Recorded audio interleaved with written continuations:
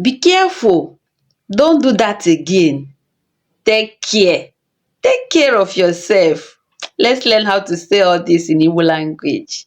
So, be careful means kpachara anya.